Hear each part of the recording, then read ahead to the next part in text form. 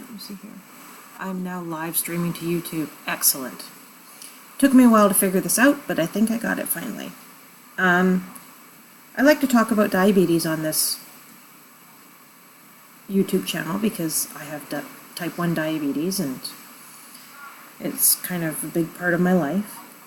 I also like to start giving maybe tips and ideas to parents of diabetics because I have, my husband and I have become foster parents.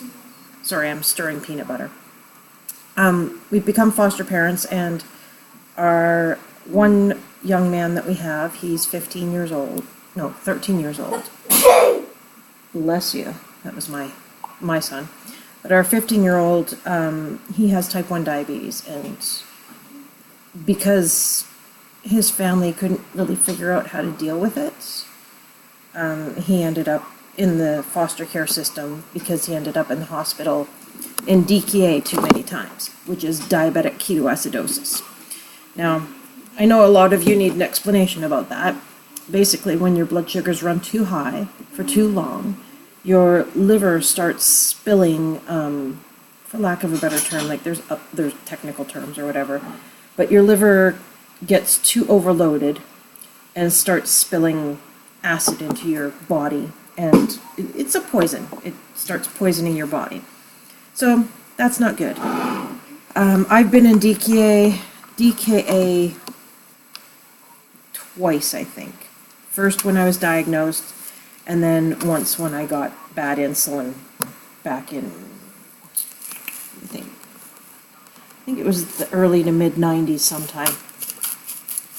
So anyways, he's ended up with us. We haven't had any strong issues like that. I have had some strong issues with the American medical system. James, please go away. Yes, our little attempt at humor there. So he's with us now, and he has had better blood sugar control. But the doctors, I understand for people who don't have diabetes that maybe this is helpful to send in the records to the doctors and call the doctors weekly and that kind of stuff. But these doctors really have had an issue with letting Hector take control over his diabetes, which in Canada, I mean, I was diagnosed when I was 19, so I really don't know the exact way that they treat children with diabetes in Canada. But with me, they didn't pussyfoot around me. They didn't say, you need to get your mom to do this and that and the other thing. It was like, you need to check your blood sugar. You need to, like, it was, I had to do it, not anybody else. So that's kind of what I've been doing with him, helping him to take control over his diabetes, if you will. I know it's kind of a oxymoron saying that because you can't really control it. James, this is the last time. So he's gotten better control because I've been educating him on how to look after it himself. And that's what I feel that parents need to do with their children here in America. Yes, have the doctor as a backup, but don't depend on the doctor. Because you know what? I know more about my diabetes, about how it works in my body and what I need, than any doctor's going to know. And that's something my first doctor told me, Dr. Brown. He was also a diabetic. And he told me that I would know more about my diabetes than the doctors would at some point in my life. At the time, I didn't believe him because I was 19 and I was obstinate and, you know. But now I understand. I'm like, oh, okay, I do understand more. The first doctor visit we went on, they were freaking out over how much insulin he was taking. And one of the nurses made the comment of, well, the average youth at his height and his weight only takes this much insulin, and he takes this much. And that's not right.